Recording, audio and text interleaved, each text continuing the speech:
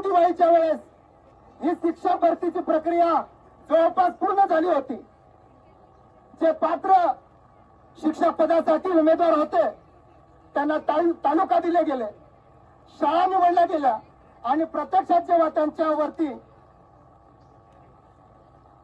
आदेश देण्याची वेळ आली त्यावेळेस आपले काही समाजकंटक ज्यांनी न्यायालयामध्ये याचिका दाखल केली आणि या भरती संदर्भात त्यांनी शासनाला वेगळा दिशा दाखवण्याचा प्रयत्न केला.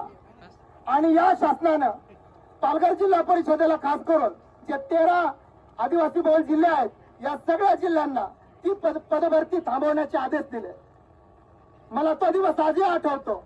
दिवाळी अंतोंडावरती होती. आपली जी शिक्षक पदासाठी पात्र उमेदवार होते त्या मुलामध्ये एक आनंद वेगळ्या प्रकारचा होता. आम्ही शिकलो, सवरलो, अत्यंत गरीब परिस्थितीमध्ये शिकलो. आमच्या आई वडिलांनी आम्हाला शिकवलं, आम्ही शिकलो.